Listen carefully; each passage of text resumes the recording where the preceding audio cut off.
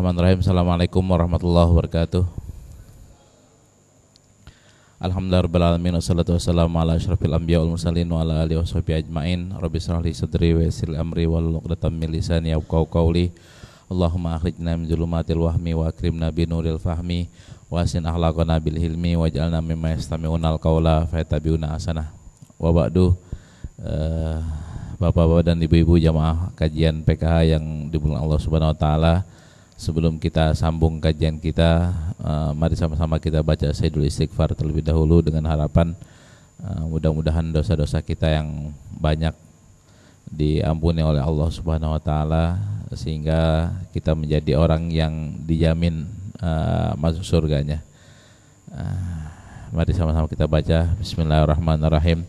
Allahumma anta rabbi la ilaha illa anta khalaqtani wa ana abduk wa ana ala ahdika wa wa'dika mastata'tu a'udzubika min syarri ma sana'tu abu'u laka bi ni'matika alayya wa abu'u laka bi dzambi faghfirli fa innahu la yaghfiruz dzunuba illa anta.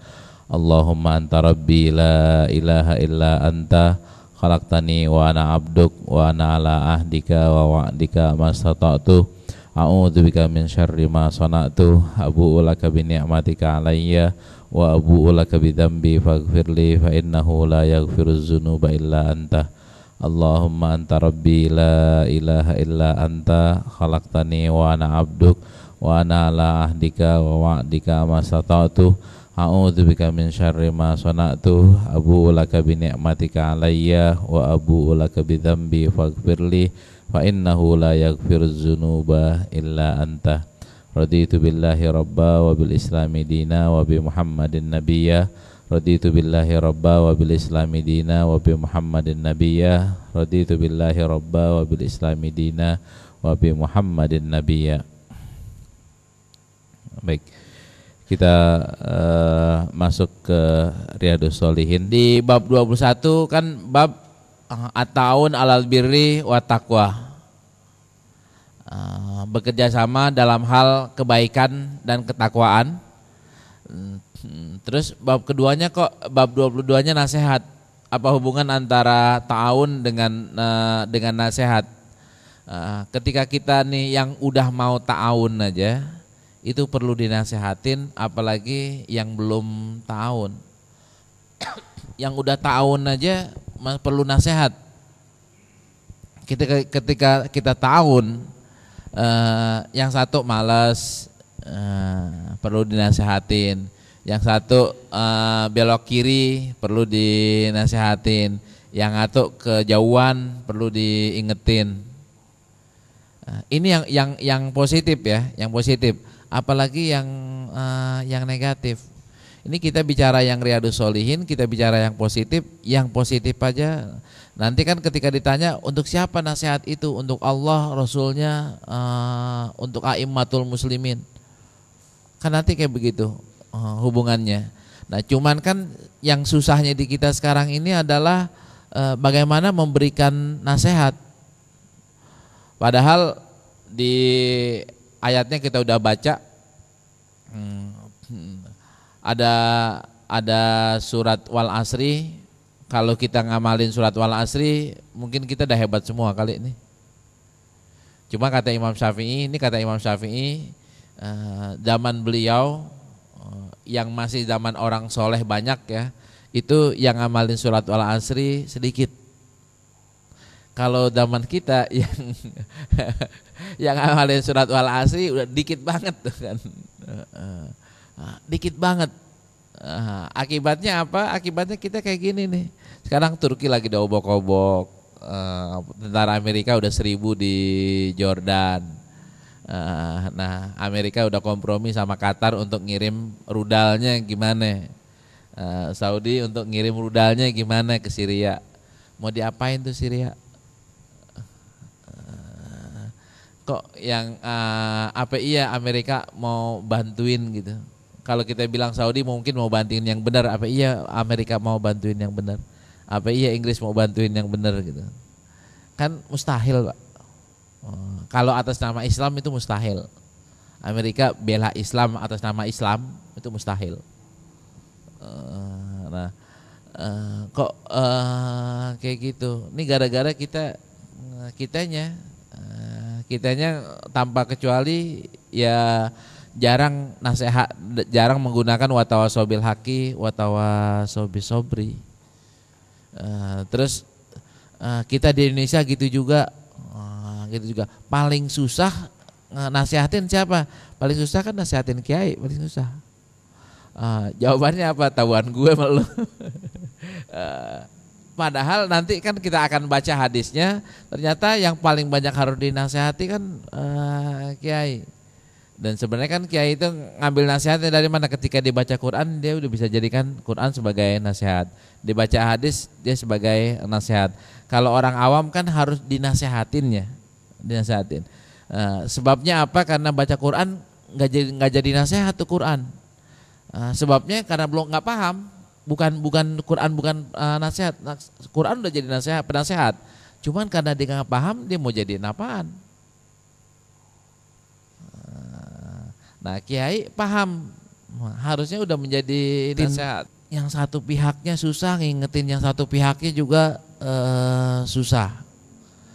Nah, kita nih selama kita ulama pada bilang, kalau kita masih mau dengerin nasihat, maka kita masih kemungkinan orang baik. Tapi kalau kita udah nggak mau nerima nasihat, maka sulit kita untuk pindah ya dari orang baik, orang kurang baik menjadi baik, atau orang yang tidak baik menjadi baik. Itu susah, Pak. Kalau dia udah menutup diri. Orang Yahudi kan susah dinasihatin. Orang kafir itu susah dinasihatin. Orang Arab ya, Badui itu susah dinasehatin. Nah, kita alhamdulillah udah punya iman, udah tahu banyak dikitnya halal dan haram. Yang mudah-mudahan kita bisa dinasehatin. Selama masih bisa dinasehatin, insya Allah ta'awun alal birri wa taqwanya bisa jalan. Kalau enggak susah. Baik. Nah, ayatnya mana? Kita baca dulu. Bismillahirrahmanirrahim. Bil isnad muttasili ila Bidakaria Yahya bin Syaraf An-Nawawi qala babun fin nasihah. Qala Allah Ta'ala innamal mu'minuna ikhwatun. Terus kan kan ujungnya kan fa aslihu baina akhwaikum. Terus di situ innamal mu'minun ikhwatun, ketika orang mukmin itu bersaudara, sambungannya kan fa aslihu baina ahwaikum. Kita disuruh mengingatkan. Fa aslih itu kan artinya mendamaikan. Mendamaikannya lewat mana? Ya lewat nasihat. Di surat A'laf wa ansahu lakum, dan aku nasihatkan kalian.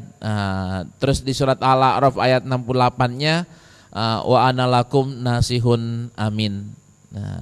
Nah, enaknya kalau misalnya kita bisa menjadi penasehat yang baik, cakep banget.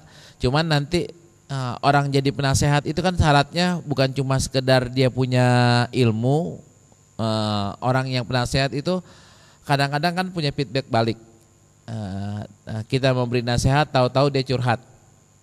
Kan bisa berubah menjadi penasehat, berubah menjadi mustasyar, menjadi orang yang diminta pertimbangannya. Agak sedikit sulit orang penasehat tidak mustasyar. Biasanya kan penasehat sekaligus mustasyar. Bahasa Arabnya penasehat itu bukan penasehat presiden, tapi mustasyar presiden. Bukan nasih presiden, tapi mustasyar. Mustasyar kalau bahasa kita penasehat atau staf ahli presiden. Kalau menteri staf ahli ya. Kalau presiden penasehat ya, penasehat presiden. Nah, bahasa Arabnya mustasyar. Nah, ketika orang menjadi penasehat atau menjadi mustasyar, maka kewajiban dia adalah al-mustasyar mu'taman. Orang yang diajak musyawarah itu, yang dijadikan konsultan itu, dia harus pegang amanah, dia harus pegang rahasia. Kalau dia nggak bisa pegang rahasia, jangan jadi mustasyar. Bebannya adalah ntar dia akhirnya jadi penyebar menyebar fitnah.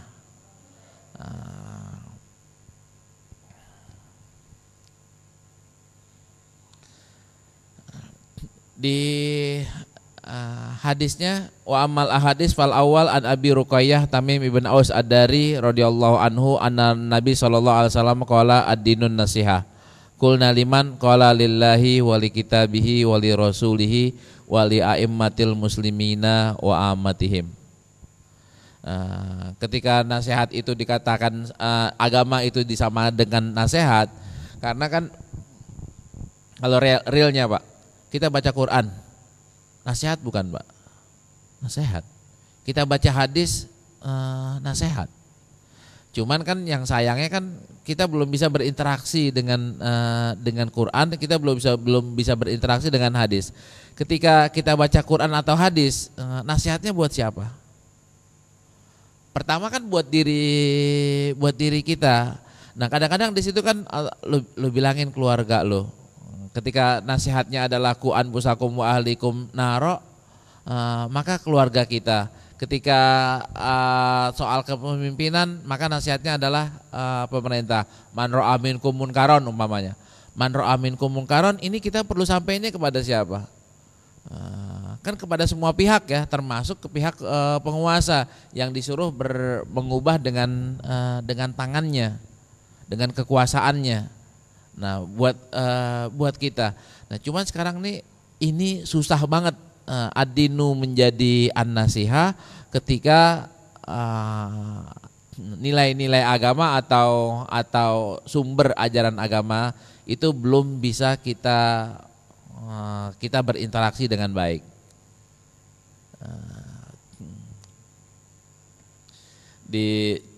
Kita lihat fungsi Quran ya. Kita lihat fungsi Quran sebentar.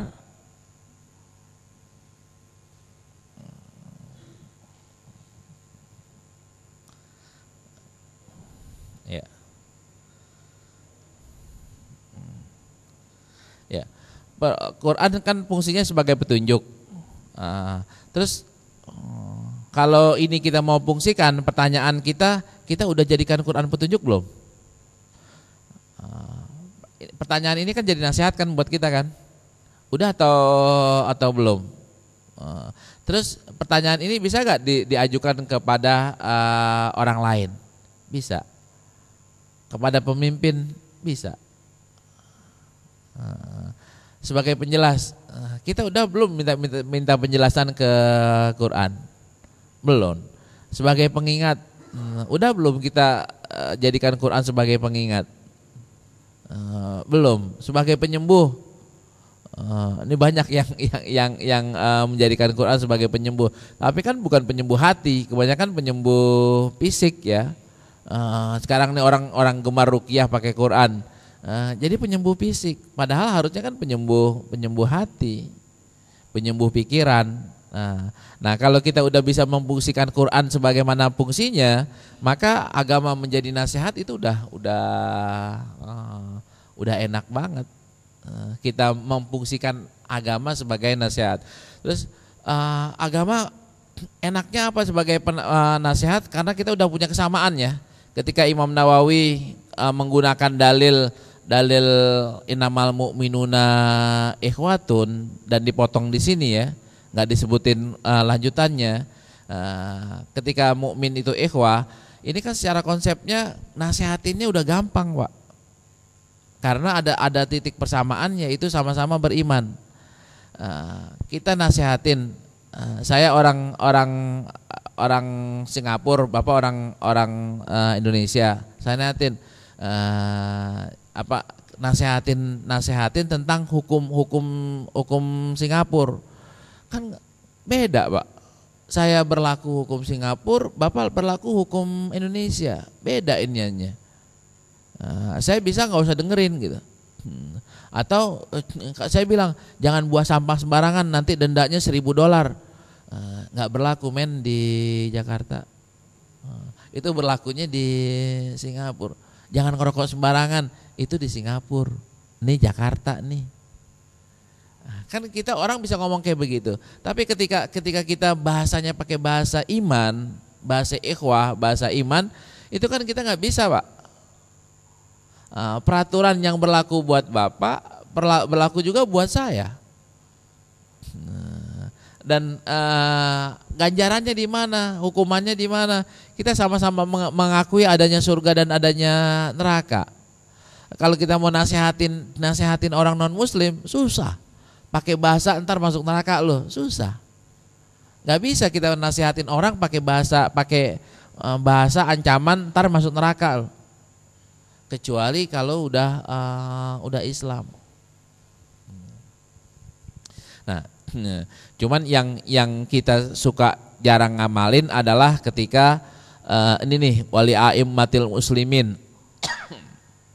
Wali a'immatil muslimin ini kita jarang ngamalin. Wa amatihim, kita beraninya sama yang bawah doang, Pak. Atau minimal yang selevel. Yang gedean kita nggak berani. Nggak beraninya banyak banget kemungkaran yang kita belum berani merubah. Banyak banget kesalahan-kesalahan sampai tadi umpamanya tadi saya kecolongan.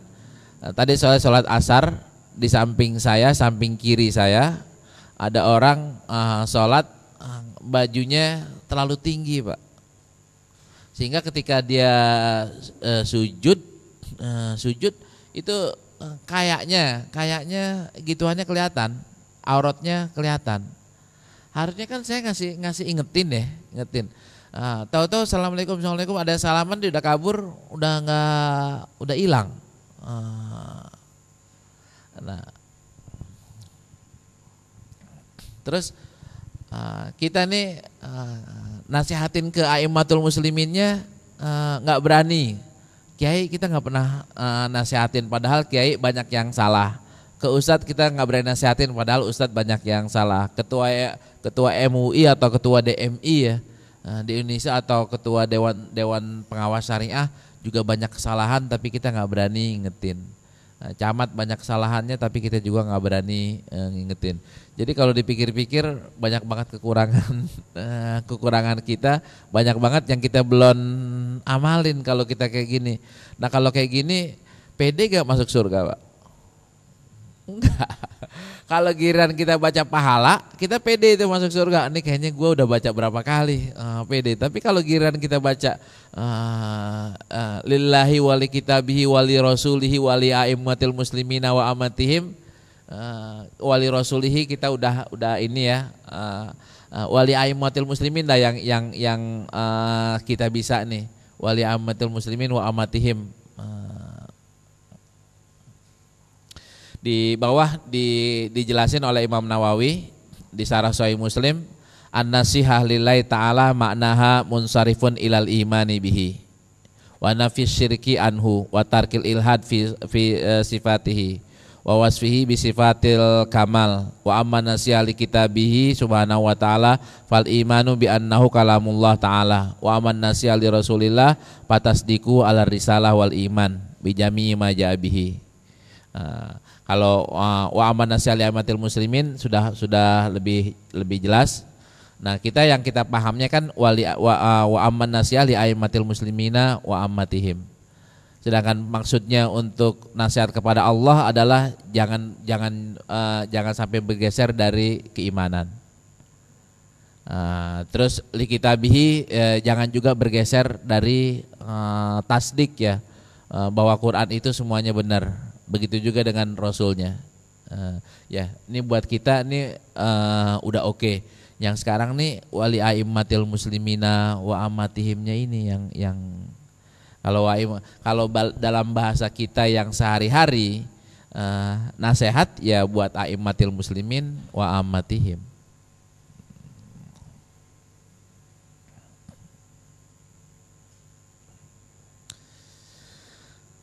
Terus hadis keduanya An Jarir ibn Abdillah qala bayatu Rasulullah sallallahu alaihi wasallam ala iqamis salati wa itaiz zakati wan nushi likulli muslimin muttafaqun alaih.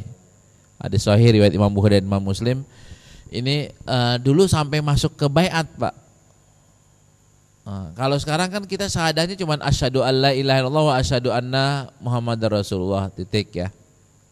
Atau mau disambung sampai 5 rukun Islam. Kalau mau ditambah juga ditambah, ada yang nambahin jihad. Kalau dulu zaman Rasulullah sempat tambahannya adalah wan nushi likulli muslimin. Ini artinya bai'atu Rasulullah, aku bai'at Rasulullah dengan janji. Bai'at kan artinya janji, Pak. Dengan janji yang pertama ala iqomis shalah, janji untuk melaksanakan sholat. Kedua ita'iz zakah, membayar zakat. Yang ketiganya wan nushi likulli muslimin, dan memberi nasihat buat semua orang Islam. Ini kalau dari kata-katanya wan nushi likulli muslimin. Wan nushi artinya kan watawasobil haqi watawasobil sobri. Likulli kan setiap ya, setiap individu muslim. Nah kita nih sekarang nih assalamualaikum aja udah makin bergeser. Assalamualaikum aja udah makin jarang, apalagi mau ngasih nasihat. Nah nanti sampai pada waktunya jihad yang paling hebat adalah jihad ngasih tahu kepada sultan yang jair, sultan yang nyeleweng, yang zolim. Itu jihad yang paling hebat. Nah, ulama pada banyak yang mengatakan bahwa ketika amar ma'ruf nahil munkar udah hilang, maka kezaliman, keburukan itu sulit untuk dihindari. Amar ma'ruf nahil munkar kan sama dengan nasihat kan, Pak. Amar ma'ruf nahil munkar kan sama dengan watawasobil haqi watawasobil sobri.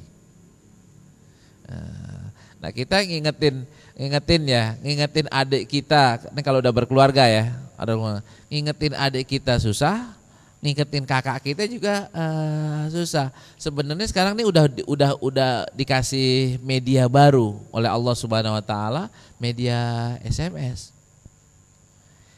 SMS adik kita atau saudara-saudara kita SMS. Ini ada hadis cakep nih, masuk. Ini ada Quran cakep nih, nyebarin. Itu udah ada media watawasau bil haqi, udah ada media tadi itu li aimmatil muslimina wa ammatihim. Cuman berapa banyak orang yang menggunakan media ini untuk saling mengingatkan antara keluarga lah yang paling dekat. Udah susah, Pak. Nah mungkin kita termasuk saya, ini mungkin diingetin ya, ini nasihat buat saya. Ya harusnya mungkin saya rajin-rajin bikin SMS yang sederhana, yang isinya grup keluarga, sekali pencet keluar semua, dapat semua. Contoh yang paling gampang lah, mungkin sekarang nih malam ini ada yang mau nisfu Sa'ban gitu. Jangan lupa ntar malam nisfu Sa'ban, gitu. Atau pagi-pagi saya sering banget dapat SMS bangun tahajud. Itu kan sebenarnya kan bagus banget ya, bagus banget.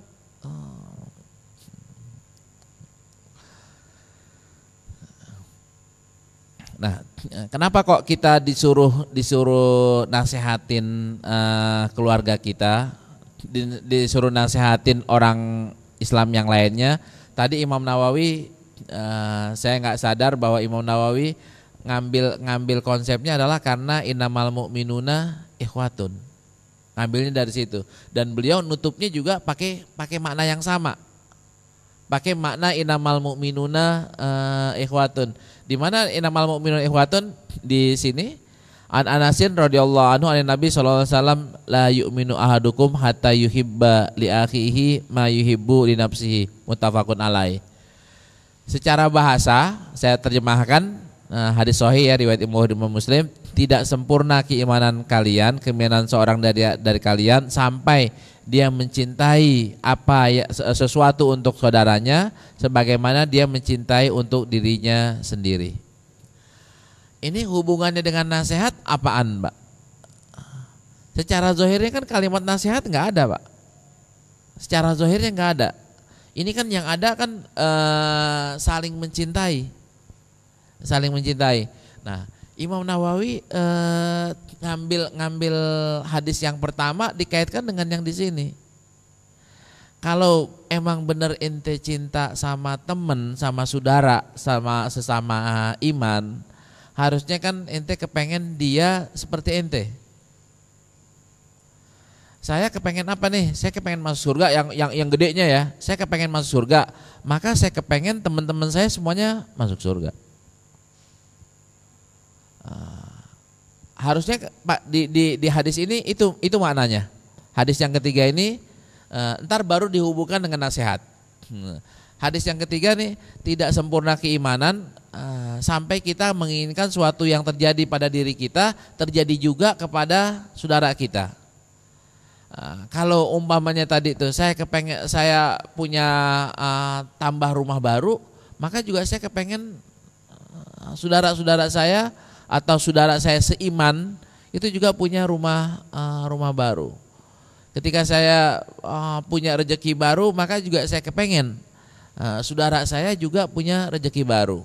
Nanti konsekuensinya apa? Konsekuensinya adalah saya tidak boleh menghalangi kemajuan saudara saya, nggak boleh menjegal. Yang kedua, saya harus ingetin, ini yang Imam Nawawi masuk, saya harus ingetin kalau sampai saudara saya nyeleweng dari arah yang sampai ke situ. Umpamanya saudara saya jual rumah lagi, nggak pernah pakai beli rumah baru. Lu mau saudara lu ntar ngontrak, nggak punya rumah lagi, nggak punya tanah lagi. Kalau nggak mau ya harus bilang dong, harus bilang jangan jual tanah mulu, ngapa sih? Kalau jual tanah cepet beliin tanah juga, beliin rumah juga, jangan sampai gantinya cuman mobil, gantinya cuman motor, gantinya cuman haji. Boleh gak kita ngomong kayak begitu? Kalau kita kepengen saudara kita nggak keblangsak, bahasa Betawinya nggak keblangsak dengan fenomena gusuran, maka harus ngomong kayak begitu. Nah, mungkin gara-gara dulu nih di Kuningan atau di Jakarta di sini pada kurang nasihatnya ke sesama saudaranya, akibatnya adalah banyak banget yang gusuran habis. Banyak banget yang gusuran habis. Ini gara-gara kita kurang menasehati saudara kita yang lainnya.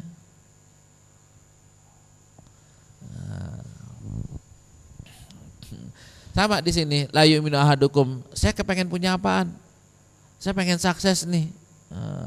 Terus saya jagal orang nggak untuk kesuksesan orang? Kalau saya jagal orang untuk kesuksesannya saya, maka saya namanya udah zalim.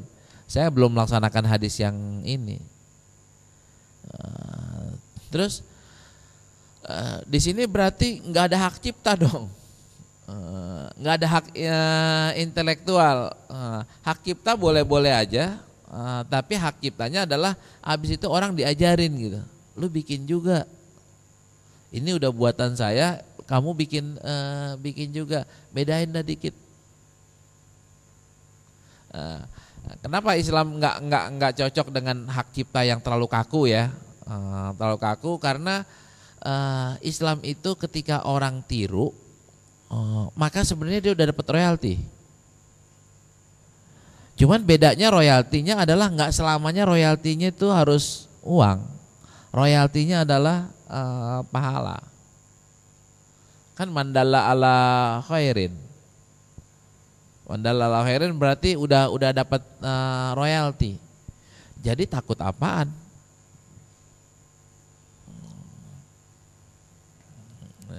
Nah, terus prakteknya yang susah. Prakteknya yang susah gara-gara apaan? Gara-gara ego kita terlalu tinggi. Ego kita terlalu tinggi gara-gara apa? Kita takut ada saingan, kita takut barang kita nggak laku, kita kurang tawakal kepada Allah. Iya kan?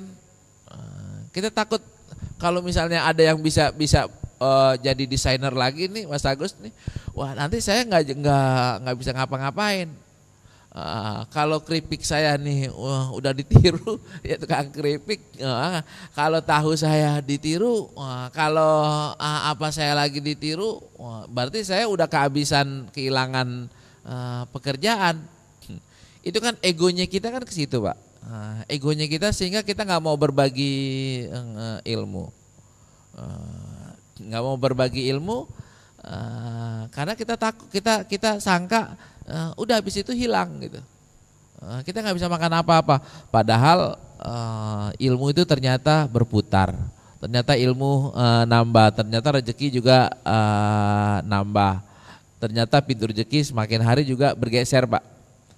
Ingat jangkrik dulu, ilmu jangkrik, ilmu cacing, kan dulu masuk booming ya, booming itu.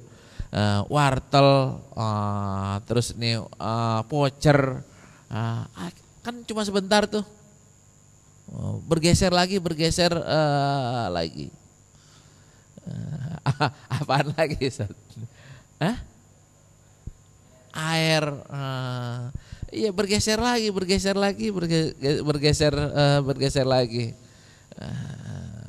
Nah ketika kita kalau kita punya ilmu ya, kita nyebarin terbuka gitu supaya semua orang maju, mungkin kita jadi nambahnya jadi di mana Pak? Di berkah.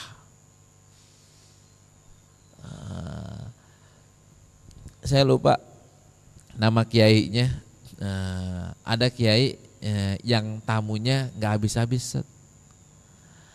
Tamunya nggak habis-habis. Kalau kita nih kan, kita lu datang ke rumah gue tapi jangan makan ya. Kan karena nasinya cuma segini atau ininya kayak begini. Kita takut kehabisan nasi. Nah kiai saya lupa persisnya ya, tapi yang ceritain ini bisa dipercaya. Itu yang datang banyak, yang datang semua, yang datang dikasih makan, dan ternyata nggak habis-habis. Rezekinya ada aja, berasnya ada aja. Satu Pak, ini saya dapetin dari Gontor. Di Gontor itu semua tamu dikasih makan dan tidak pernah diminta bayaran. Waalaikumsalam. Semua tamu yang datang ke Gontor sejak dari saya dulu sekolah di sana, dikasih makan, dikasih tempat tidur gratis, nggak diminta bayaran. Di beberapa pondok pesantren lainnya itu sudah diminta bayaran. Nginep berarti ini sumber inian, sumber devisa ini, sumber devisa. Cuman yang ngambil duit nggak kaya, yang nggak bayar makin kaya. Yang nggak bayar pakai konsep berkah, yang kaya pakai konsep matematik, konsep ekonomi. Yang datang sekian, dapatnya sekian, maka hasilnya sekian kan, pakai ekonomi. Kalau pesantren dulu Gontor ya, yang datang sekian, yang makan sekian, yang doain sekian. Kan beda tuh antara yang ngedoain dengan yang bayar. Kalau bayar terlalu ekonomis, kalau ngedoain urusannya tawakal. Bisa gak kita ngomong kayak gitu Pak? Kalau belum ada tawakal nggak bakal keluar tuh omongan. Kalau belum ada yakin dan tawakal nggak bakal keluar. Ini buat pelajaran. Saya ada cerita di penjaringan, ada orang baca Yasin, kita kasih duit ya, kita kasih hadiah. Di penjaringan Mas Eru ikut, Mas Agus ikut, daerah Kumuh, ya, ada yang ikut pengajian atau Isra Mi'raj ya, Isra Mi'raj kayak gini sambil netein anaknya. Pakai bajunya yang pakai jilbab mungkin cuma berapa orang doang ya, pakai jilbab tapi di daerah minus banget. Terus apa yang saya ambil pelajaran, saya harus narik mereka kan, narik mereka di daerah kayak gitu, harus nariknya pakai apaan? Pakai duit, pakai hadiah, kita kasih. Terus dikasih, ini ekonominya. Emang saya dapat amplop? Kagak. Saya ceramah nggak dapat amplop. Terus saya ngeluarin hadiah buat berapa orang malah keluar. Hitungan saya untungnya apaan? Untungan terus mau diganti tuh sama panitianya. Saya bilang kenapa harus diganti? Ini nggak usah diganti. Ini udah jadi pancingan saya buat Allah. Ntar juga Allah bakal ganti. Gantinya dari mana? Mungkin kayaknya gantinya udah dapat kali. Tadi lihat orang hafal Quran wisuda, apaan saya mau kasih. Udah saya kasih aja dah. Tapi saya pancing anak-anaknya. Yang hafal mau gak nyumbangin buat udah pernah nyumbang nggak? Udah pernah sedekah nggak? Belum buat masjid? Belum sedekah Quran. Kalau gitu saya kasih 250.000. Mau nggak saya kasih hadiah tapi sumbangin ke masjid? Mau? Udah saya kasih duit setiap orang 250.000 tapi sumbangin ke masjid. Mereka pada mau, pada setuju, baru akhirnya saya komentarin. Sebenarnya ntar kamu akan dikasih 2.500.000 bukan 250. Dari mana hitungan 2.500.000? Saya ngasih 250 ke dia, ke mereka ini anak-anak sekolah, mereka sedekahin ke berupa Quran ke masjid-masjid, mereka udah sedekah dikali 10 minimal, mereka akan mendapatkan 250 kali 10 kan 2,5 juta. 2,5 juta, terus sayanya dapat malah 2,5 kali 10 Pak. 2.500.000 kali 10 25 juta. Dari mana? Tunggu aja sebulan lagi insya Allah dapat itu yang 25 jutanya. Dari mananya tinggal kita tungguin. Itu seperti itu. Nah, la yu'minu ahadukum hatta yuhibba li akhihi ma yuhibbu li nafsi. Ketika ini terjadi, mungkin enggak bobot Jackmania yang rusak busnya Persib? Kan enggak. Mungkin enggak anak-anak bobotoh itu pada ngerusak plat B? Enggak kan. Yang ada adalah ayo Persija maju, ayo Persib maju, ayo kita jadi juara Liga ASEAN gitu, entah namanya apaan. Kan harusnya kayak gitu, harus ikut kayak Inggris atau kayak Spanyol. Jadi begitu. Ini belum apa-apa udah dihalangin supaya menang, dihalangin supaya menang. Nah, terus di sini kita bisa ke sini gimana Pak? Kita bisa sampai ke taraf puncak kenikmatan iman di sini ya. Karena di sini kan la yu'minu ahadukum ini sempurna. Makna la yu'min di sini kan bukan nafil wujud, bukan enggak ada iman, akan tapi di sini nafyul kamal. Nafyul kamal tidak sempurna. Jadi bahasa terjemahannya tidak sempurna keimanan kalian. Kalau bahasa letterleknya itu kan tidak beriman seorang kalian. Ini kan tidak beriman kan berarti kan nafil wujud itu, menafikan adanya keimanan. Tapi ulama mengatakan bukan itu maknanya. Maknanya adalah nafyul kamal. Nah, kalau kita mau sampai ke sini berarti kan keimanan kita harus tinggi.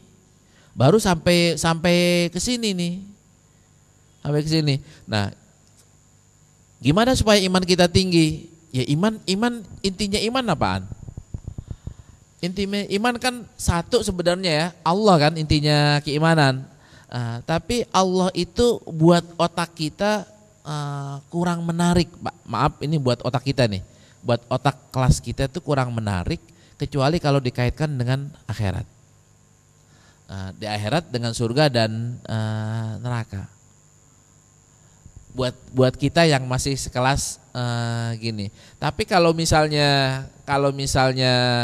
buat orang kelas tertentu, Allah aja udah cukup, daya tariknya udah kuat banget, Allah doang. Gitu. Karena itu kan di hadis yang lainnya kan ada bahasanya la man kana yu'minu billahi wal yaumil akhir. Diikat dengan dua kata tuh. Untuk kelas yang tinggi harusnya man kana yu'minu billahi doang. Untuk kelas yang atas. Tapi kalau untuk yang kelas umum itu harus ditarik-tarik dengan iming-iming pahala, yaitu surga dan ancaman neraka. Nah kita ini udah diancam aja belum jiper kan. Udah diiming-imingin juga belum tertarik, apalagi cuman pakai Allah doang gitu kan. Itu kan masih belum kelas, Pak, masih belum kelas. Tapi mudah-mudahan kita jadi naik kelasnya Allah aja udah cukup.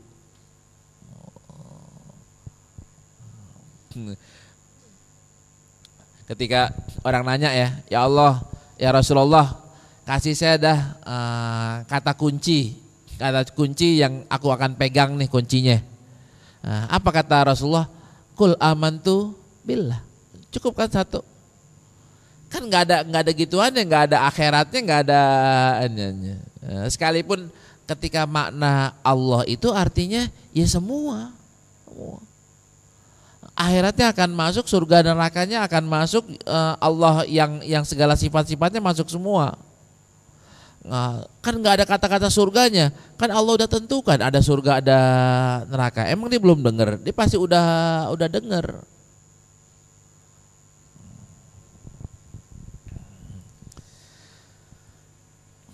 Nah, ada latihannya, Ustaz.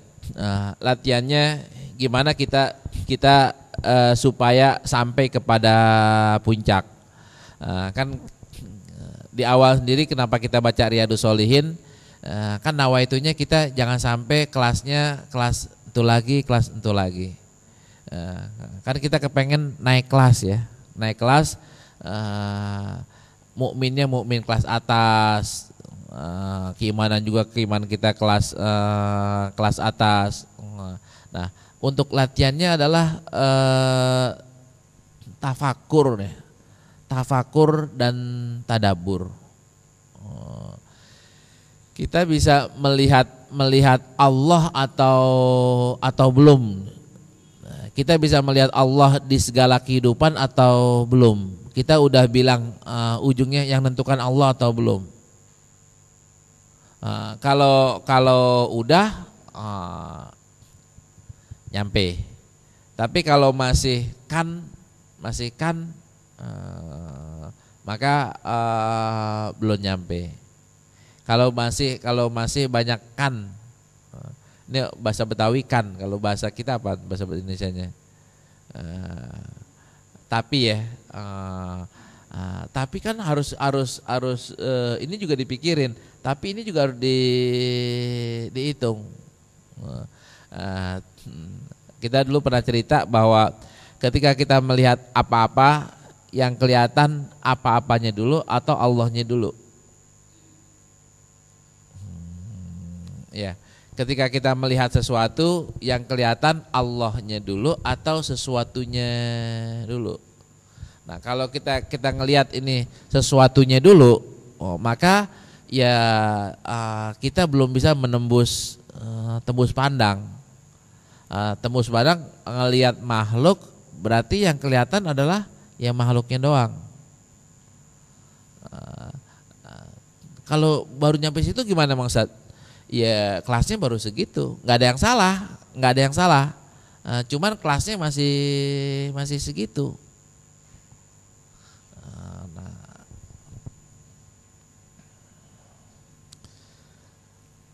Tadi saya ditanya di pengajian, Ustadz, apa benar cerita ada pelacur ya, atau ada preman, bahasa kita lah, preman atau pelacur yang masuk surga gara-gara ngasih minum anjing. Saya bilang hadisnya benar, hadisnya sahih. Masa cuman kan, ini kan jadi pertanyaan kan, masa cuman ngasih anjing lagi, ngasih anjing minum kok masuk surga? Nah, saya udah sholat berapa tahun, Ustaz? Saya udah sedekah berapa banyak? Masa saya masih belum pasti masuk surga? Itu jawabannya gimana? Atau kita nih sekarang nih kita mau coba menjawab ya, sambil melatih pengetahuan kita, melatih wawasan keislaman kita. Silahkan deh jawab. Apa atau pengertian kenapa kok Allah memasukkan surga buat orang yang tadi itu seperti itu, gara-gara hal yang sederhana. Ya, silahkan deh yang mau ngasih wawasan.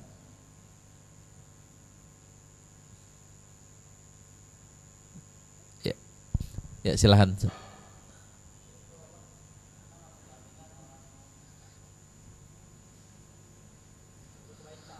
Iya.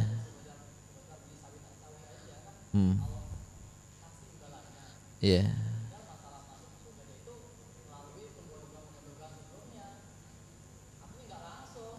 Iya. Iya.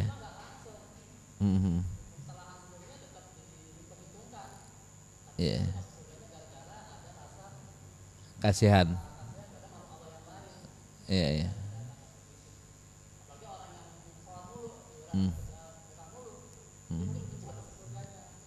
Iya, iya.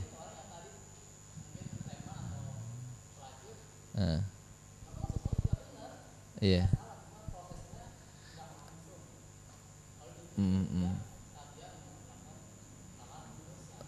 Iya, iya. Iya.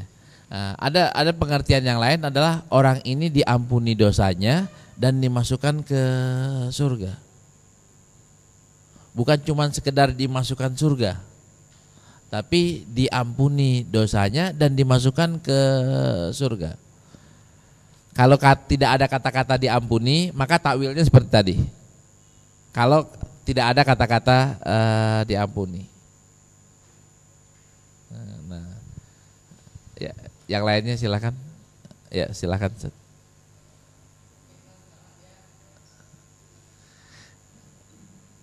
Ya.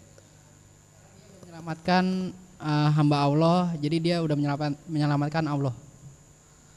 Jadi mungkin dia masuk surga gara-gara menyelamatkan seekor anjing. Jadi dia menyelamatkan pencipta yang diciptakan oleh Allah. Mungkin itu. Ya, ya. Oke, silakan.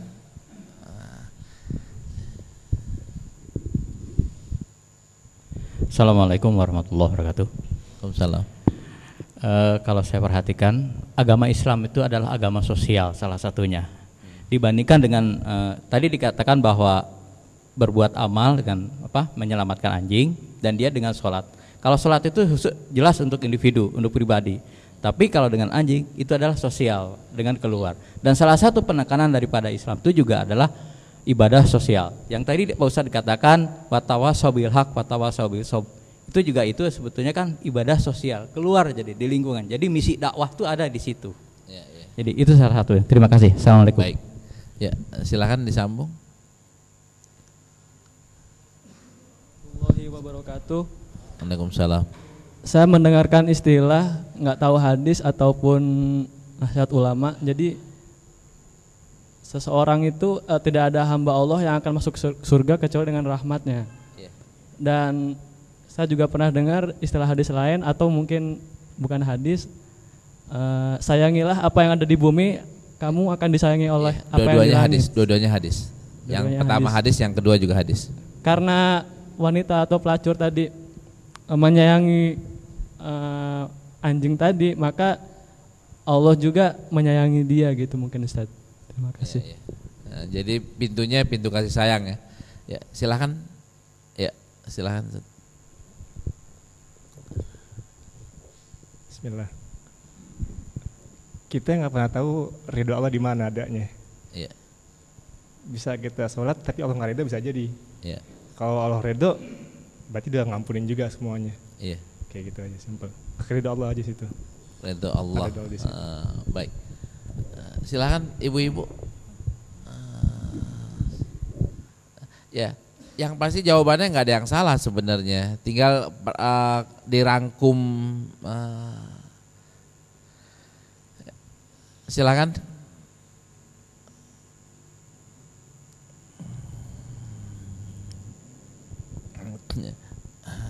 Ya. Ini rangkuman semuanya ya. Orang ini melaksanakannya dengan ikhlas. Orang ini mengkaitkan antara hewan sebagai makhluk Allah dan kan wama min dabatin fil ardi illa 'alallahi rizquha. Hewan tuh akan dikasih makan oleh Allah. Caranya ngasih makan macam-macam ya, macam-macam.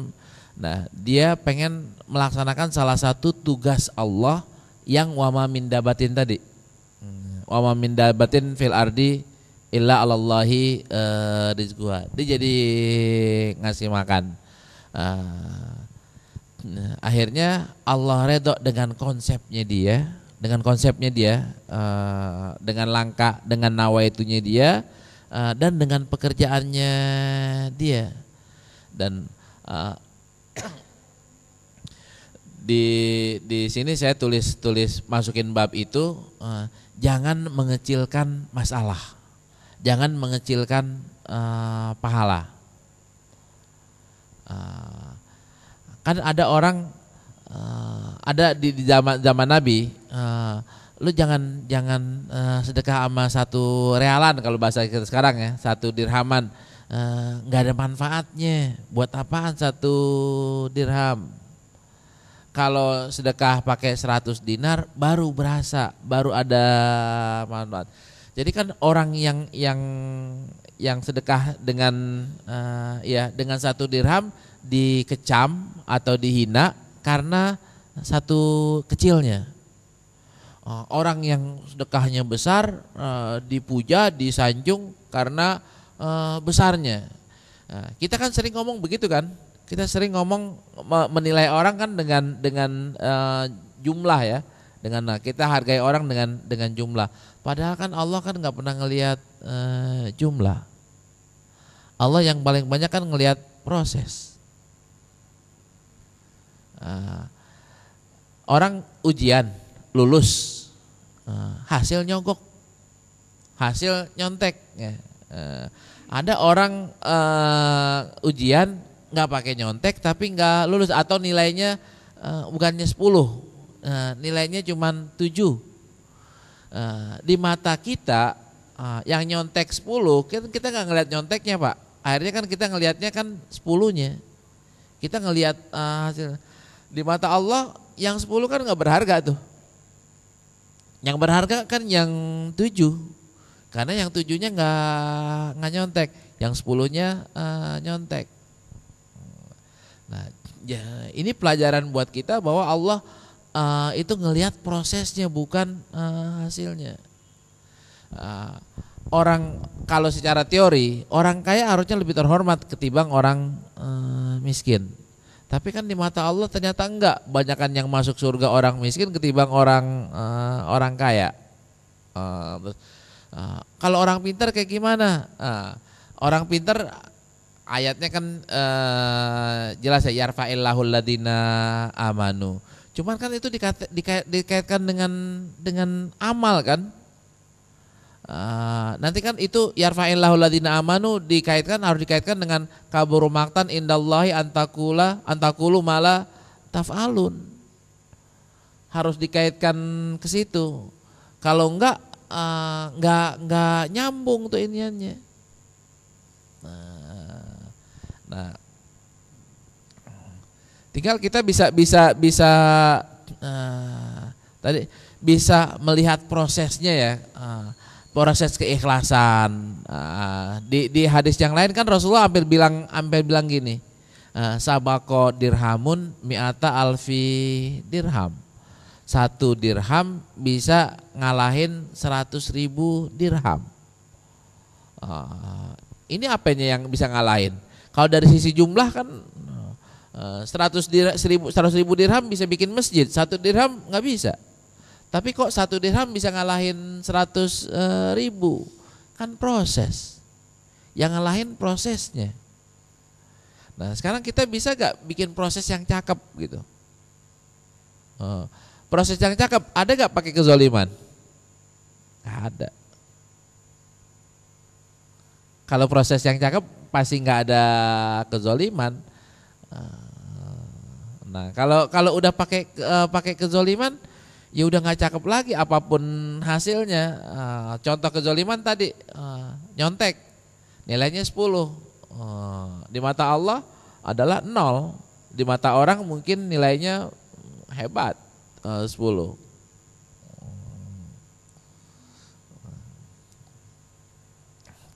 Baik, ya di hadis yang ketiga ini, la yu'minu ahadukum hatta yuhibba li akhihi ma yuhibbu li nafsihi.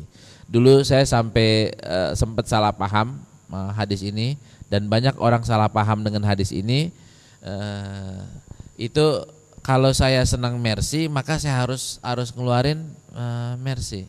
Kalau yang paling saya senang adalah atau ayatnya lantanalul birra hatta tunfiku mimma tuhibbun.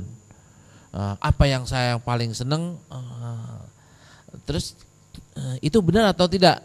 Kenyataannya kan diamalin oleh sahabat-sahabat Nabi dengan menginfakkan kebun yang paling berharga buat dia. Bahkan sampai rumahnya juga dikorbanin karena ini paling berharga. Cuman di hadisnya di sini kalau semuanya kita infakin, ntar buat gue mana kan gitu. Kalau semua harta saya tuh saya infakin, ini saya seneng. Ketika rumah, hari ini saya infakin rumah kan saya udah nggak ada kan, tinggal mobil. Berarti saya seneng mobil. Hari ini berarti kan saya harus nginfakin mobil. Habis saya nginfakin mobil saya nggak ada. Tinggal motor. Saya tinggal motor. Habis itu besok tinggal sepeda, besoknya lagi tinggal kolor doang kan gitu. Nah, iniannya nih. Itu hadisnya benar, Qur'annya benar. Ini juga ini prinsip dalamnya. Kalau kita bukannya disuruh nyerahin semua harta yang kita senengin, akan tapi paling enggak di sini kita kepengen orang lain seperti kita. Orang lain sarjana, kita sarjana, orang lain juga kita kepengen sarjana. Kita punya rumah 2, kita juga kepengen orang rumahnya 2. Ketika rasa kepengen itu ada, maka nggak boleh kita menghalangi kemajuan orang. Ini harusnya dipahami oleh panitia lelang, panitia penerimaan PNS. Kan jegal-menjegal kan di situ tuh. Atau tukang-tukang ngitung akuntan publik, akuntan perusahaan, ini harusnya di sini nih. Pahami. Kalau dipahami kayak begini, semuanya sama-sama bisa maju. Nah tadi ini di hadis yang ketiganya. Nah, kita kaitkan dengan bab berikutnya, bab nasihat yang paling tinggi adalah amar ma'ruf nahi munkar. Wabil khusus yang susahnya adalah nahil munkarnya. Kalau nasihat itu kebanyakan amar ma'ruf ya, kalau cuma sekedar nasihat Itu kebanyakannya adalah amar ma'ruf. Yang susah itu adalah nahil mungkar. Nahil mungkar. Nah, untuk sampai ke sini bahkan saya lupa siapa yang mengatakan tanpa adanya amar ma'ruf nahi mungkar negara nggak bakal bisa jalan dengan baik. Tanpa adanya nahi mungkar, amar ma'ruf nahi mungkar, satu organisasi, satu lingkungan, satu komunitas itu nggak bisa berjalan dengan baik karena nggak ada yang berani negur. Karena sifat manusia kan banyak negatif ya. Sifat dasar manusia, ajula, jahula, aktarosaiin, jadala, ngeyel mulu, bodoh, senang, bakhil, itu kan sifat-sifat dasar manusia. Nah, ketika sifat dasar manusia kan pasti di satu kelompok ada orang yang punya sifat ini kan. Nah, berubah dari jahula disuruh jadi alim, disuruh jadi punya ilmu, kan pakai nasihat. Belajar lo bahasa kitanya, belajar lo. Lo masih pelit aja, nggak mau sedekah. Ini kan nasihat kan. Kalau nggak ada orang yang berani bilang belajar lo, sedekah ke dikit, sedekahin dikit ke hartanya. Itu yang terjadi apa? Yang bodoh semakin bodoh, yang bahil semakin bahil. Yang jahat semakin jahat. Karena itu di Qur'annya di sini nih, babun fil amri bil ma'ruf wan nahyi anil munkar, qala Allah taala wal takum minkum ummatun yad'una ilal khairi. Kan di sini supaya itu enggak terjadi, hendaklah jadinya kan, hendaklah satu kelompok dari kalian itu ada yang yad'una ilal khairi. Wal takun minkum ummatun yad'una ilal khairi. Yad'una ilal khairi wa ya'muruna bil ma'rufi wa yanhauna 'anil munkar. Nah, kalau ini udah jalan nih, amar ma'ruf nahi munkarnya udah jalan, baru ini bisa sampai wa ulaika humul muflihun.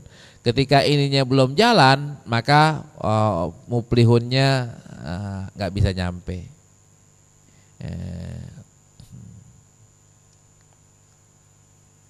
Nah, cuman kan kita ini orang Betawi banyakan kagak enakannya untuk melaksanakan nasihat, untuk melaksanakan amar ma'ruf nahi munkar, banyakan apalagi nasihat yang gampang aja itu banyakan kagak enaknya. Kagak enakannya itu. Nah, kagak enakannya ini boleh atau tidak? Kan ada batasannya nanti. Ketika batasan toleransi itu sih nggak apa-apa. Tapi kalau batasan sudah melewati garis syariat, maka udah nggak boleh lagi kita diem. Nah, sekarang ini kalau di Jakarta banyakannya yang mana? Banyakan udah lewat syariat. Contoh paling simpel, Republika udah ngangkat 3 hari berturut-turut soal miras. Kan di Alfamart, di minimarket kan minuman keras itu udah dijual sedemikian bebasnya. Kita tahu bahwa di Amerika itu nggak terjadi. Di Amerika anaknya George Bush kan pernah ditangkap gara-gara beli bir. Umurnya belum 16 tahun. Kita bocah SD bisa beli kayak gitu. Terus kita nih udah pernah ada yang protes belum? Nyatanya kan belum. Mungkin kita ngedumel di hati udah ya. Ngedumel di hati saya yakin udah pada ngedumel. Udah pada bilang gimana sih nih. Kita belum pernah protes secara tertulis, Pak. Entah ke lembaga mana, kita belum melakukannya, atau sebagian besar belum melakukannya. Terus ya yang keduanya, kita juga tidak melakukan aksi. Tidak melakukan aksinya, belanjanya masih di situ. Harusnya kan kita lakukan aksi, oke, lu nggak mau nggak apa-apa, tapi gue nggak bakal mau belanja di situ. Apa yang terjadi? Lama-lama juga dia kalau nggak dia bangkrut, dia berubah pola. Nah, kita pernah nggak bilang jangan beli di situ karena di situ ada minuman kerasnya, susah. Nah, susahnya lagi, Ustadz ngopinya di kafe, gitu. Manasiknya di kafe. Entah kafe hotel mana, ya yang di situ udah pasti ada minuman. Ini yang apa namanya? Jadi nggak ketemu, Ustadz. Iya, nggak ketemu. Ini juga buat apa namanya? Jadi pelajaran buat saya. Saya sampai nanya orangnya ada di sini. Kafe yang Ustadz Anu itu nongkrong sampai malam itu ada minumannya gak? Jangan-jangan kafenya kafe kopi doang kali, kayak Starbucks ya. Kafe orang enggak ada, bukan beliau minum, bukan enggak ya? Oh, bukan beliau minum. Tapi di situ ada jual gituannya. Saya sangka awalnya adalah mungkin kafe yang nggak ada inian, nggak ada minumannya, berarti nongkrong tempat situ ya terhindarlah dari hal-hal yang paling enggak kan kita repotnya ini meja kita. Itu mejanya ada minuman, kita nggak ada minumannya, tapi tetangga kita dalam Jakarta, apalagi dia ngomongnya kita tahu nama orang Islam gitu, kan jadi berat itu. Kalau bahasa teks hadisnya kan jangan kalian minum di meja yang ada minuman kerasnya, sekalipun kita nggak minum. Ya Allah, kalau umpamanya di samping meja kita ada yang minum, kita negor nggak apa-apa tuh, enak itu. Tapi kan kita nggak negor atas dasar kebebasan, atas dasar penghormatan. Ya akibatnya nyerempet dosa ya. Nah, walhasil bagi yang suka nongkrong di kafe, sekalipun nggak minum, baunya ada, bau dosanya itu kendus gitu. Kendus, dan ada yang mampir juga, karena kita nggak berani nahil mungkar, kita nggak berani.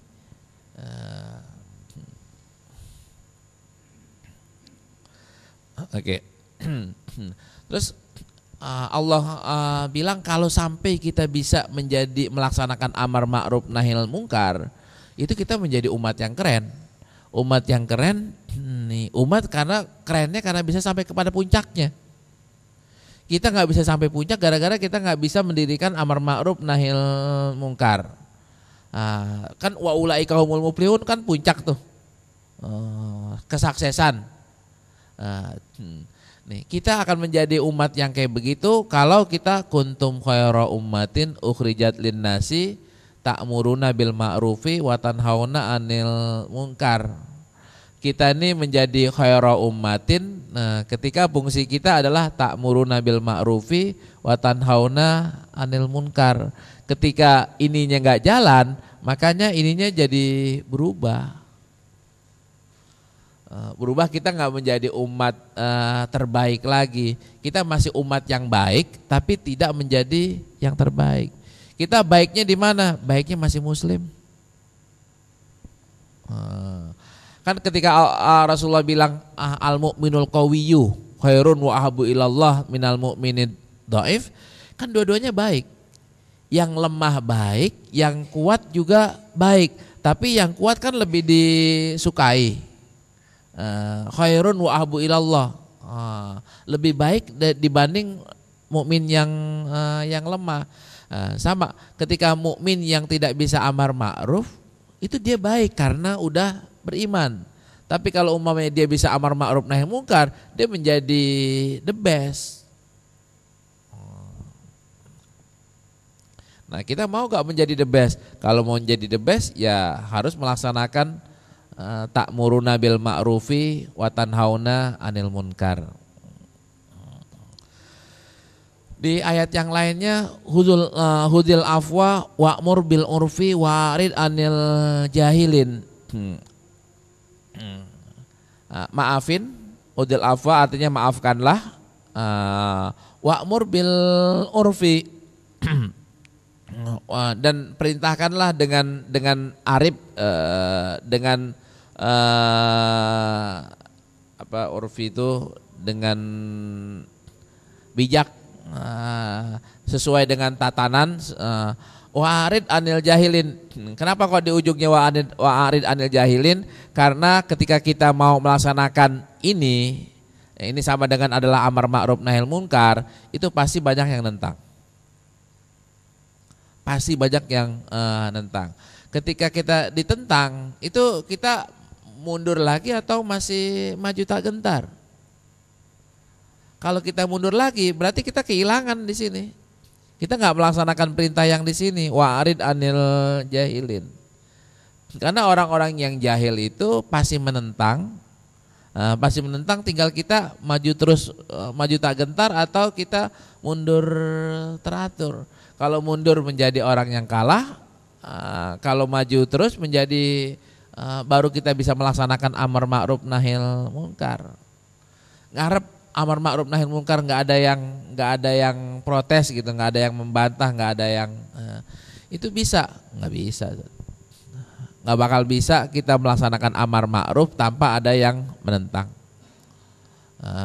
Alasannya apa? Ya jin punya pasukan, setan punya pasukan. Ingat Ahmadiyah kita minta dibubarin, banyak orang, ada gak tokoh-tokoh Islam yang nentang? Bayangin aja yang Ahmadiyah aja ya, yang nentang banyak. Nah, dan yang nentang kan orang kita juga dengan berbagai alasan gitu. Orang kita aja ada yang nentang, apalagi orang mereka. Kan itu wa'arid anil jahilin. Terus kenapa sih kita harus amar ma'ruf nahil munkar? Jawabannya adalah wal mu'minuna wal mu'minati ba'duhum auliya'u ba'. Jawabannya adalah tadi Imam Nawawi sudah tambahin kita bersaudara.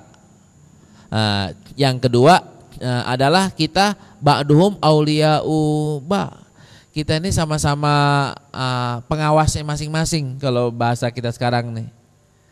Wali itu kan ngawasin ya. Di antara tugasnya kan ngawasin, ngeliatin, bantuin gitu. Kita semuanya ketika kita bersaudara naik pangkat lagi menjadi wali. Nah, ketika menjadi wali supaya baik, jalannya adalah ini. Ya'muruna bil ma'rufi wa yanhauna 'anil munkar.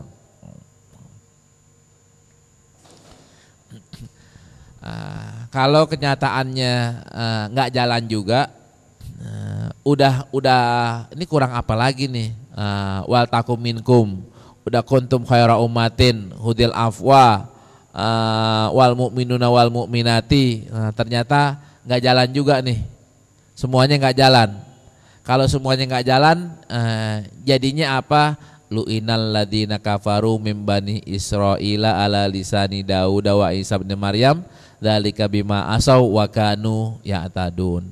Kanu la yatanahawna an munkarin fa'alu labi sama kanu yaf'alun. Kita jadi kayak mereka dah. Kayak orang Yahudi dan Nasrani. Apa yang mereka lakukan? Kanu la yatanahawna an munkarin fa'alu. Enggak ada yang negor. Kalau berbuat salah enggak ada yang tegur. Ketika kesalahan tidak ditegur, jadi tradisi. Tradisi nanti akhirnya jadi undang-undang. Kan naiknya kayak gitu kan? Jadi tradisi, udah kebiasaan naik lagi menjadi undang-undang, naik lagi menjadi konstitusi. Kalau udah jadi konstitusi, ngerubahnya susah. Nah, di beberapa negara sudah menghalalkan, sudah membolehkan kawin gay ya, kawin sesama jenis. Pertama kan negara mana yang secara ini mengiyakan, kan enggak. Ketika negara bagian ini sudah mengiyakan, negara bagian ini enggak enak, ambil. Negara ini enggak kelihatan, supaya demokrasi diiyain,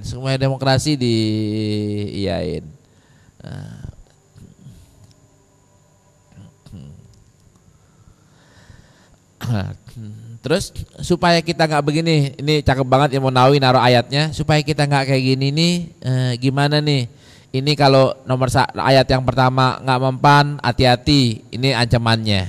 Ancamannya adalah akan masuk ke kategori seperti orang Yahudi yang dilaknat. Saya nggak mau kayak gitu dah. Kalau nggak mau kayak gitu, wa qulil haqqu mir rabbika faman sa'a fal yu'min wa man sa'a fal yakfur. Kita harus punya prinsip, kebenaran itu dari Allah, terserah dah. Yang penting ane udah nasihatin, ane udah nyampein ayatnya kayak gini, hadisnya kayak gini. Kalau ente mau percaya, mau ngamalin, ya alhamdulillah. Kalau enggak, ya terserah Anda. Kan paman sa'afal yu'min wa man sa'afal yakfur, kan bahasa kitanya kan terserah Anda kan. Mau beriman boleh, mau enggak juga boleh. Sama dengan fa'alhamaha fujuraha wa taqwaha. Di surat Al-Insan, surat Al-Insan? Hal atal al-insan hinu mendahri, inna imma syakira wa imma kafura. Terus fa'alhamaha fujuraha wa taqwaha. Selanjutnya terserah dah. Mau percaya, mau ngamalin boleh, nggak ngamalin juga terserah. Cuman disuruh pasda bima tu'mar. Terus di ayat bawahnya anjainal ladzina yanhauna 'anis su'i wa akhadnal ladzina zalamu bi'adzabim ba'isim bima kanu yafsukun. Cuman di bawahnya diingetin, kalau ente sampai enggak ngamalin juga ini wa akhadnal ladzina zalamu bi'adzabim ba'isim bima kanu yafsukun. Hati-hati. Ketika Allah berikan pilihan, Allah bukan berarti terserah ente dan nggak ada konsekuensinya. Konsekuensinya tetap ditaruh. Konsekuensinya adalah kalau yang pamay ya'mal mithqala dzarratin khairan yarah wa may ya'mal mithqala dzarratin syarran yarah. Di sini kalau ente tetap berbuat zalim juga, ya siap-siap aja untuk bi'adzabim ba'is. Siap-siap aja untuk diadab dengan adab yang pedih. Kalau kita baca ayat-ayat yang ini, kayaknya kan kita mau SMS, mau bikin surat petisi ke Supermarket, lu jangan lagi nih, atau kita kirim ke surat pembaca, atau ngadu ke MUI supaya melakukan suatu tindakan ya. Paling enggak kan ketika kita sudah mengajukan surat kayak gitu, kita kan sudah bebas Pak ya, bebas tahap awal. Sudah amar ma'ruf nahil munkar. Baru nanti baru ngomong la yukallifullahu nafsan illa usaha. Kita kan seringnya ketika bab ini kita baca belum apa-apa, udah kita sambung dengan la yukallifullahu nafsan illa usaha. Kita sambung lagi dengan ini. Man ra'a minkum munkaran falyughayyirhu biyadihi fa illam yastati, disambung lagi fa illam yastati fadzalika adaful iman. Ambil yang ini aja dah. Ini belum apa-apa kita udah nyerah ngambil yang yang paling ujung, yang paling ringan. Nah mudah-mudahan enggak kayak begitu. Akan tapi kita ambil handphone kita ambil tulisan kita, minimal kita kirim SMS bareng-bareng ke Republika, dukung kayak gituan, atau SMS ke redaksi TV One untuk mengangkat isu itu, atau SMS rame-rame ke Indonesian Liar Club untuk ngangkat soal isu ituan, isu miras. Kenapa kok di Amerika, ini dari sisi hukum ya, kok di Amerika nggak bebas, di kita bebas. Nah, 3 surat pahalanya 3, 1 surat pahalanya 1. Tinggal kita ngambil yang 3 atau ya satu aja di sini ya. Kita baca satu hadisnya karena udah masuk ke sini. Wa amal hadisul awal wa amal ahadis fal awalu an Abi Sa'idin Al-Khudri radhiyallahu anhu qala sami'tu Rasulullah sallallahu alaihi wasallam yaqul man ra'a minkum munkaran falyughayyirhu biyadihi fa illam yastati fa bilisanihi fa illam yastati bi qalbihi wa dzalika adaful iman. Ini hadisnya sudah populer banget, riwayat Imam Muslim. Barang siapa yang melihat kemungkaran, hendaklah dia mengubahnya dengan tangannya. Jika dia tidak mampu, maka dengan lisannya. Jika dia tidak mampu, maka dengan hatinya. Dan itulah yang serendah-rendah iman. Nah, kalau kita mau ngambil yang terakhir, ngambil yang iman yang paling lemah, orang kita kaitkan dengan keimanan kita. Kalau saya ngambil yang paling lemah, nanti masuk surganya kloter berapa? Jangan iman nggak apa-apa dah yang lemah, tapi surga mau duluan. Cerita dari mana ya kan gitu. Giliran surga mau duluan, giliran bagian kayak begini nggak apa-apa dah iman masuk kategori iman lemah. Giliran istilah kita kan giliran rezeki mau banyak, giliran kerja mau sedikit, kan nggak lucu. Nah, ini mungkin hadis-hadisnya, waktunya sudah cukup. Kita buka pertanyaan di Riyadhus Shalihin. Silakan.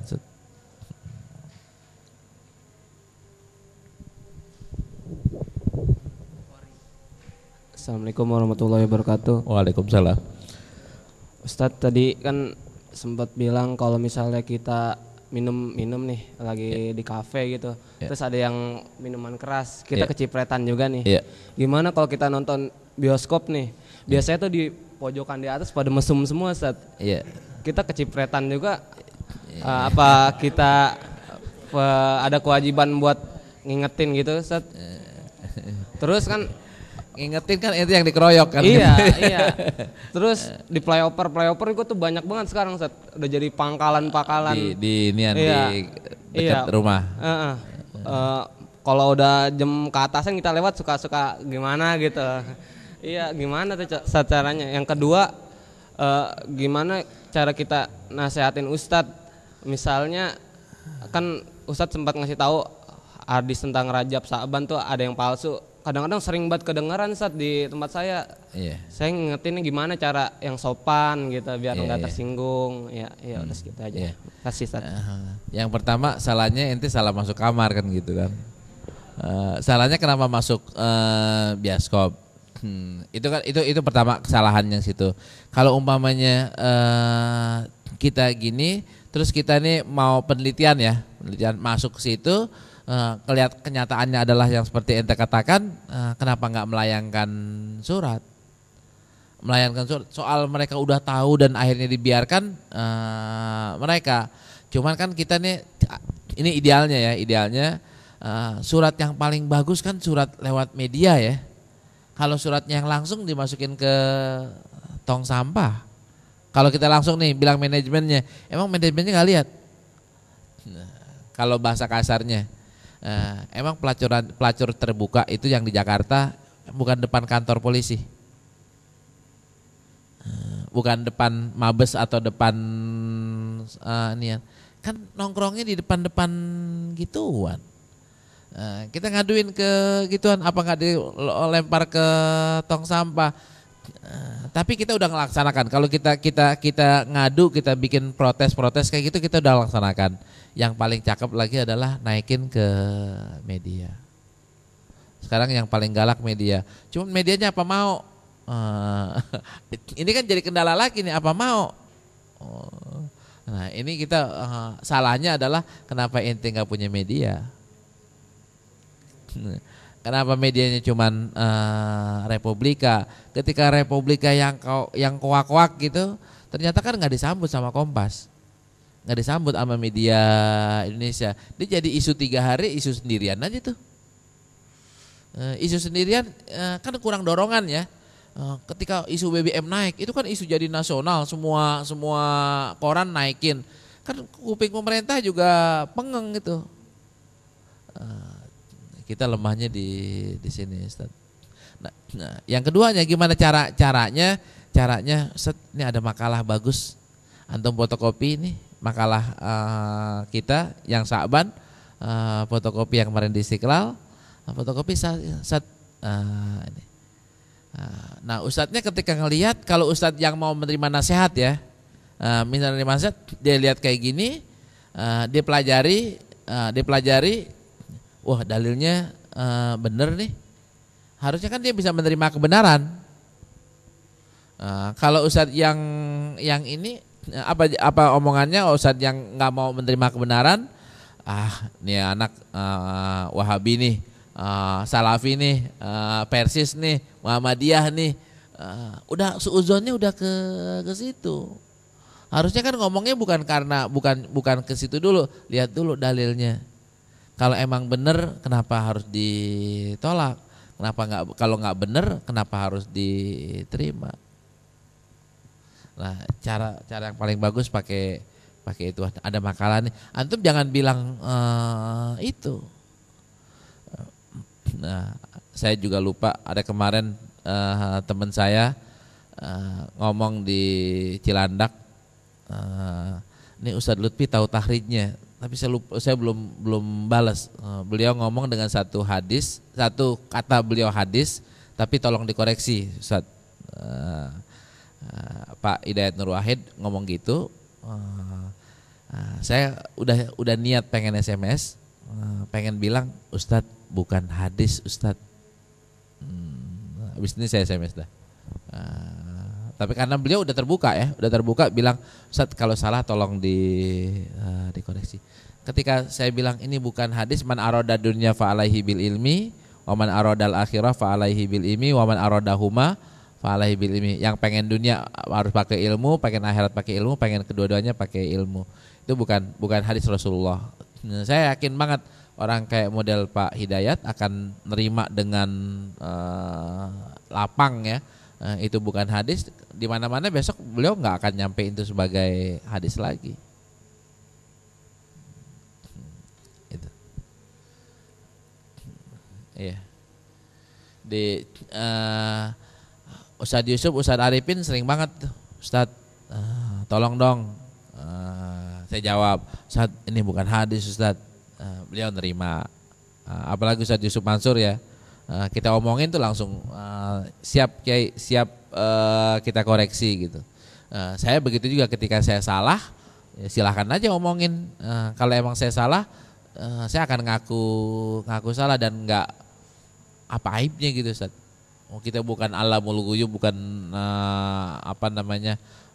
maha mengetahui. Kita punya ilmu juga terbatas ya, punya salah. Dan Bapak serta Ibu juga ketika ustadznya salah, bukan berarti ustadz itu jangan ngaji lagi dah media. Tadi salah. Bukannya kejam, artinya siapa yang nggak salah. Justru hebat kalau misalnya ustadz salah dan ngaku ya. Yang jelek adalah salah tapi nggak ngaku. Ya, silakan. Assalamualaikum warahmatullahi wabarakatuh. Waalaikumsalam. Yang soal nahi mungkar tadi, kalau yang dilakukan sama teman-teman FPI itu apa udah sesuai belum dengan nahi mungkar yang dimaksud? Yang tadi udah maksudnya udah sesuai apa tidak? Apa belum gitu? Iya. Dibilang sesuai, kadang-kadang nggak sesuai. Mau dibilang nggak sesuai harus karena dia udah melalui prosedur yang resmi. FPI kan mau ngadain apa, dia udah ini dulu, udah protes dulu. Protes ke tempat itu nggak diirowin, ngadu ke polisi nggak diirowin, ya berat. Nah, terus gimana? Saya sering jawabnya, FPI harus ada, cuman jangan bikin lagi kayak FPI. Atau aja udah cukup gitu. Atau aja yang kayak begitu harus tetap dijaga tuh yang kayak begitu. Daripada NU nggak berani ngomong, Muhammadiyah nggak berani ngomong, MUI nggak berani ngomong, paling banter cuman menyarankan, iya, pakai ad aful iman semuanya. Ini satu nggak apa-apa dah, dia berani. Jelek dikit mungkin pakaiannya, mungkin sebenarnya kalau orang yang mengerti nggak jelek ya. Orang yang mengerti betul bisa memahami kronologinya, itu nggak akan mengecam FPI. Tapi kalau orang yang nggak senang sama FPI pasti dipotong ceritanya. Ceritanya adalah anarkisnya yang dikedepankannya. Dia lupa dengan proses yang mereka sudah laksanakan. Ya. Assalamualaikum Ustaz. Waalaikumsalam. Mau tanya gini Ustaz, misalkan kita ingin memberikan nasihat ke seseorang gitu ya. Tapi sebelum kita nasehatin aja dia udah antipati. Jadi kita nggak sempat nih nasehatin gitu. Betul. Apakah kita udah bisa dibilang memenuhi tanggung jawab kita untuk nasehatin atau belum gitu? Kayak gitu. Soalnya kayak saya kan Ustaz, ada satu saudara. Dia ini udah lama banget ikut aktif banget di LDII yang mana udah disesatin sama MUI. Terus kita coba nasehatin, sebelum nasehatin aja dia udah nggak mau denger apa-apa gitu. Udah tutup kuping. Soalnya argumennya dia pasti kan dia bilang radionya ada, terus munasnya kemarin Menteri Agama datang gitu. Jadi sulit kita mau masuk ke dia udah mentahin dulu. Nah, ini status kita nih, apakah kita tetap bertanggung jawab untuk terus cari jalan untuk menasehati apa bagaimana Ustaz? Sekali tetap wajib, Ustaz. Sekali tetap wajib. Nasihat kan itu boleh pakai lisan, boleh pakai buku kan. Lisan dia udah ogah aja, udah nggak mau denger aja. Pakai buku, mungkin lagi iseng dapat hidayah, buku itu dibaca. Waktu antum kasih, dia ogah baca, Ustaz. Karena udah ada antipatinya. Ketika lagi iseng kok begini ya, dilihat pengurusnya berantem, kok begini, akhirnya diambil buku kita tuh, buku yang antum kasihin. Wah ini kok, iya akhirnya kan jadinya hidayah itu kan nggak bisa ditebak Ustaz ya, nggak bisa ditebak. Saya berapa kali kedatangan ke sini, ibunya udah paranin, dia nggak percaya sama sunnah, berdebat sama Quran, tapi Quran juga tafsirannya seenak waduknya. Ama Nabi ama sunnah nggak percaya, tapi sama musodik percaya. Terus abis itu yang sakti Bima Sakti ya, itu abis musodik ketangkep, dia nggak kapok tuh. Sekarang imamnya jadi yang ujungnya ada saktinya. Sama kita ini Quran, ini imam ini enggak, dia salah.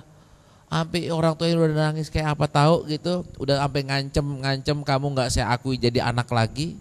Tetap aja kayak gitu. Saya menghormati mama. Bukti saya menghormati mama dan papa adalah saya mau diajak ke sini. Udah kayak begitu ya, kayak maka berlaku innaka lan tahdi man ahbabta walakinallaha yahdi may yasha. Kita nggak bakal bisa ngasih hidayah kepada orang-orang yang Allah nggak mau kasih hidayah. Habis itu udah selesai. Kalau bahasa gaulnya, pertama adalah saling menasihati, nggak mau nerima maka lana a'maluna walakum a'malukum. Ente sesuai dengan keyakinan ente, ana sesuai dengan yang ana yakini. Kalau udah itu masih juga nggak ini, lebih keras lagi, lakum dinukum waliyadin. Tapi sebelum kita bilang lana a'maluna atau apalagi lakum dinukum waliyadin, itu harus ada dialog dulu Ustaz. Dialog itu adalah nasihat.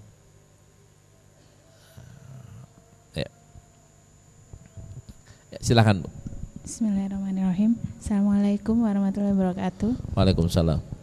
Terkait dengan kondisi sekarang Ustadz, kenaikan BBM, bagaimana sikap terbaik kita sebagai warga negara, khususnya sebagai umat Islam, menanggapi hal ini? Terima kasih.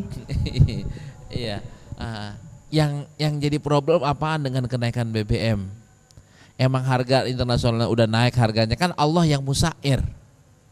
Allah yang musair. Yang jadi problem adalah gimana meningkatkan pendapatan kita biar harganya mau 5.000 kek, mau 10.000 kek, kita nggak ada keberatan. 5.000 oke, 10.000 oke, karena kita mapan gitu Bu. Sekarang nih PR kita adalah gimana memapankan ekonomi kita. Kan gara-gara kan nggak mapan ya. Mungkin secara nasional kita nggak setuju dinaikkan secara nasional, tapi secara pribadi yang kita tugas kita memapankan diri. Nah, sekarang gimana cara memapankan diri? Nilai orang dari mana sih nilai orang?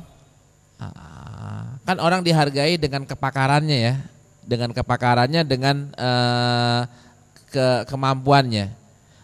Ibu jago masak nasi uduk, maka dengan nasi uduknya itu bisa dapatkan rezeki yang luar biasa. Ibu pandai menjahit, dengan jahitannya bisa mendapatkan rezeki yang luar biasa. Siapa dengan kepakarannya bisa mendapatkan rezeki yang luar biasa. Yang sekarang kita kurang adalah bikin nasi uduk cuman segitu doang, bikin jahitan cuman segitu doang, bikin ini cuman segitu doang. Kita nggak merambah ke lebih gede lagi Bu.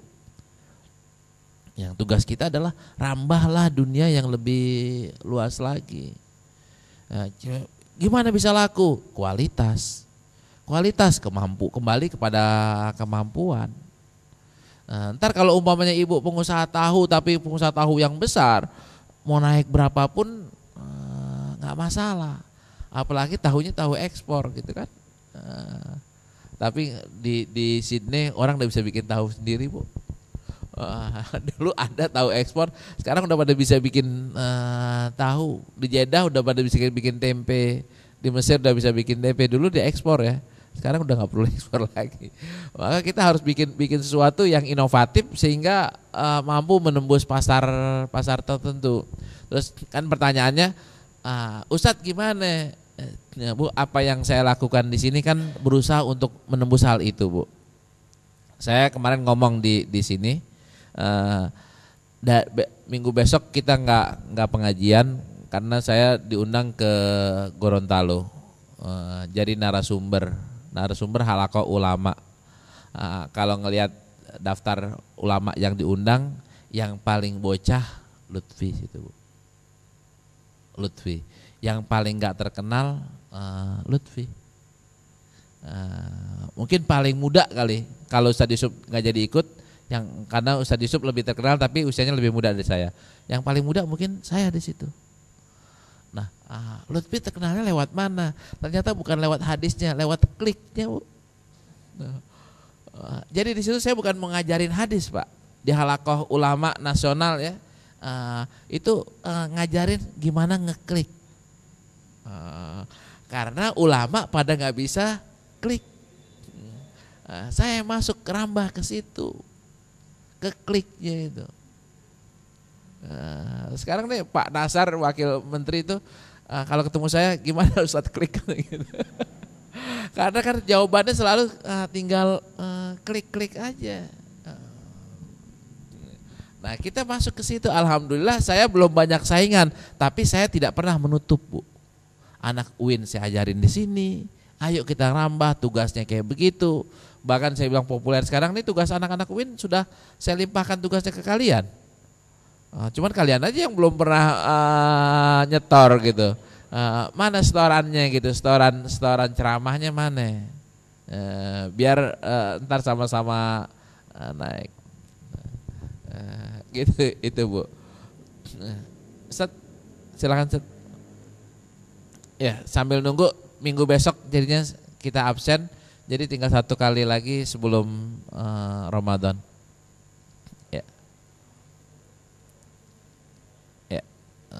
langsung Ustaz, nanti digedein. Assalamualaikum warahmatullahi wabarakatuh. Waalaikumsalam. Yang dari Al-Quran kuntum khaira ummatin ukhrijat linnas ini sering dijadikan dalil bagi teman-teman kita ya yang jamaah tabligh gitu. Jadi ketika kita menjadi ukhrijat linnas itu huruj.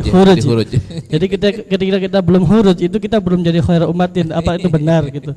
Terus ketika kita huruj itu orang-orang yang jamaah tabligh, saya maaf ya, bukan jamaah tabligh, maksudnya di situ orang-orangnya belum dibekali dengan keilmuan yang banyak, terus dia berdakwah ke umat itu. Apa benar seperti itu? Assalamualaikum. Waalaikumsalam. Baik, Allahu Akbar, Allahu Akbar. Kalau tafsiran Umar adalah kami ashabu Rasulillah. Tafsiran yang lebih luas lagi di situ adalah umat Islam. Ada yang menafsirkannya sebagai kuntum di sini adalah sahabat. Ada yang menafsirkannya bukan sahabat doang, tapi lebih luas lagi. Kayak Ibn Abbas itu menafsirkannya sebagai umat Islam. Yang ukhrijat berarti khuruj, itu nggak ada yang menafsirkan seperti itu kecuali kelompok jamaah tabligh. Ya. Ini mungkin yang dapat saya sampaikan. Udah azan. Kita ketemu lagi 2 minggu yang akan datang, lebih kurangnya mohon maaf. Terus selama 2 minggu ini apa yang kita tunggu adalah videonya. Alhamdulillahirabbil alamin. Assalamualaikum warahmatullahi wabarakatuh.